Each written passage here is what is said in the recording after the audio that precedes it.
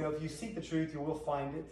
And, I am not trying to be somebody I'm not. I'm not a career politician, and my goal is not to stay in politics. I am surrendered, and so if God wants me to stay, I will.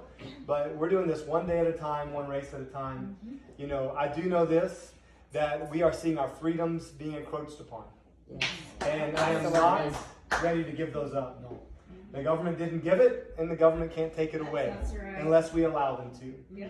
And so this is why I'm fundamentally in this race, is because my Creator gave me rights, and then He expects us to do our part to protect them and defend them.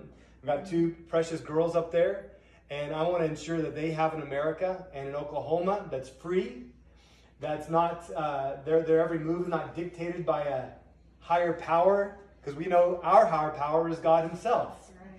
And so I've said this multiple times, that socialism makes perfect sense when you take God out of the picture. Yep. Because when God is out of the picture, then you turn to the next highest power, which is government. And then you expect government to meet your needs. And that's not their job, it's God's job.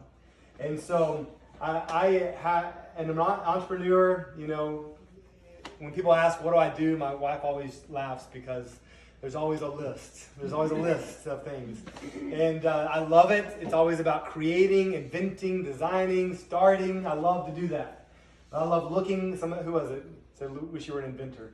Me. Yes, yeah, right here. And because we have that in us, and my dad is an inventor, has invented a lot of things. And so the way I was raised is to look for a problem and then find a solution. Because there is a solution. And so when you see a problem, don't get mad, don't kick and spit and cuss. Find a solution. And so that's been my approach, no matter if it's something that we're dealing with as a family. It could be something financially, or it could be an issue politically.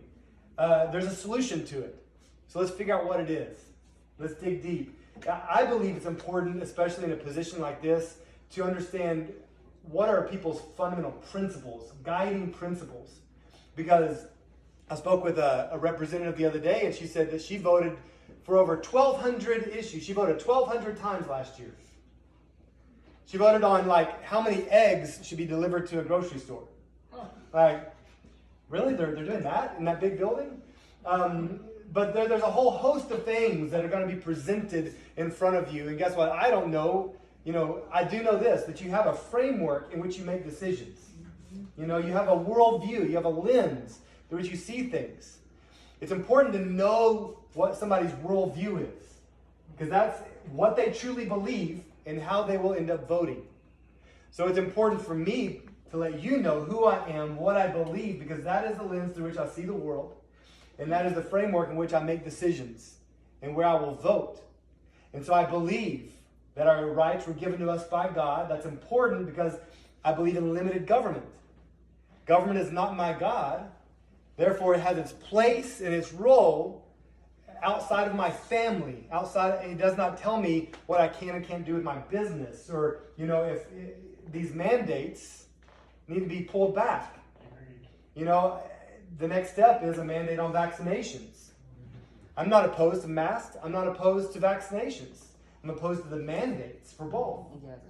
For this overreach, shutting down businesses.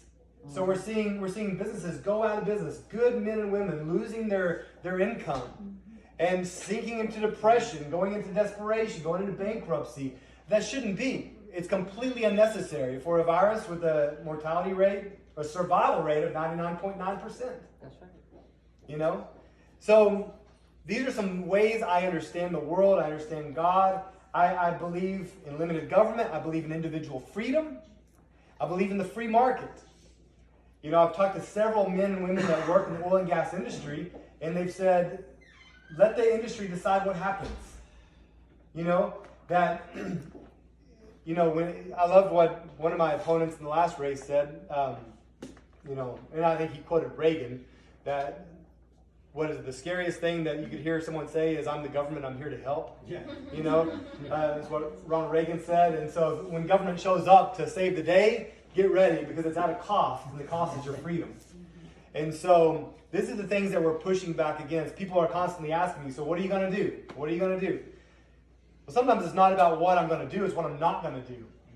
You know, sometimes you don't need to try to do everything for people. You need to get out of the way and let free men and women do what free men and women do.